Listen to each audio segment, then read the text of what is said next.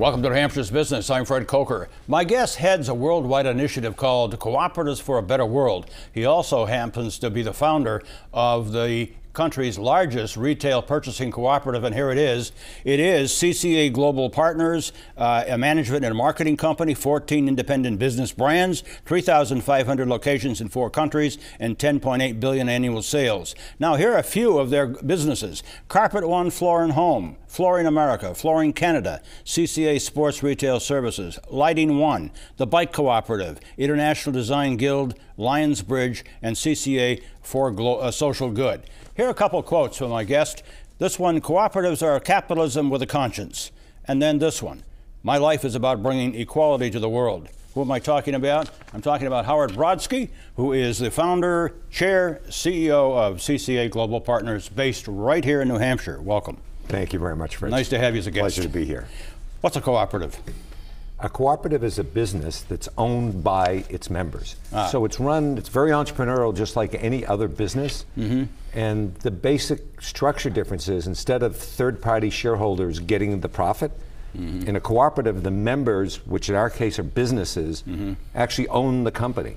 So the money we make, and we are very profitable, goes back to individual family businesses that actually own the company.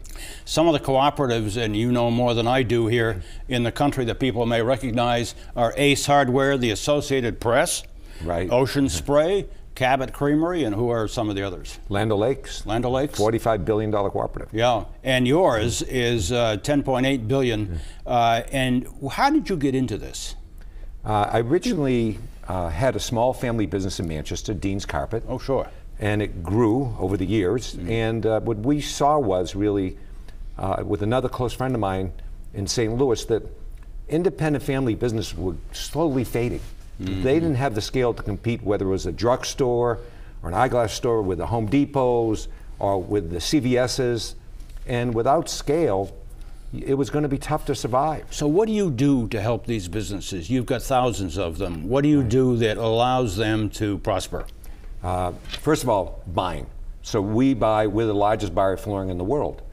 Flooring? Flooring. But in all our businesses, so we do the buying, the marketing, training, insurance, credit card processing, everything they need to do to run their business more profitable and efficiently.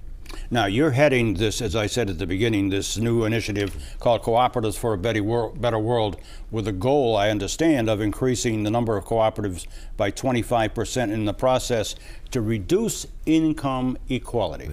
Right. Inequality. Right.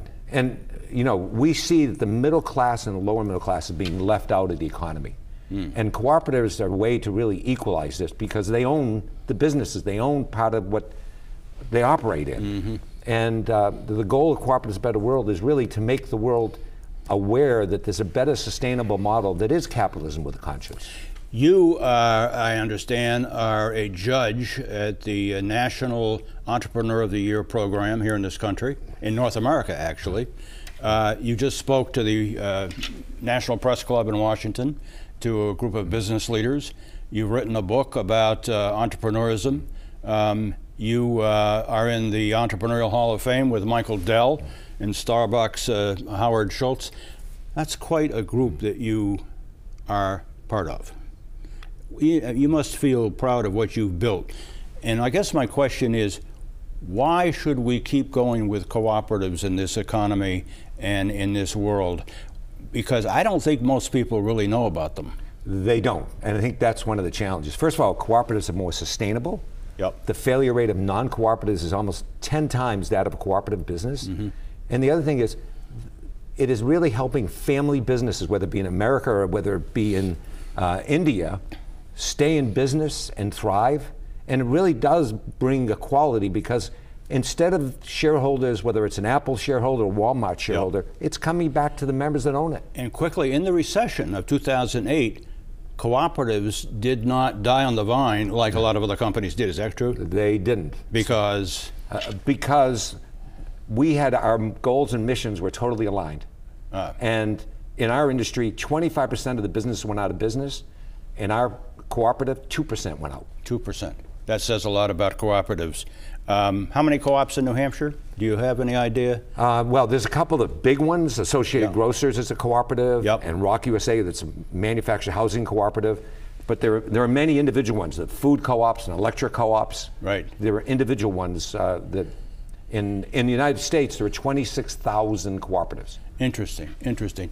But you have one of the biggest well, you have the biggest one in this country, one of the biggest in the world, and you're based right here in New Hampshire, and you were Business Leader of the Year in 2011. It's an honor to have you here on New Hampshire's Business, Howard. Thank you. Pleasure to be here, Fred. Thank you.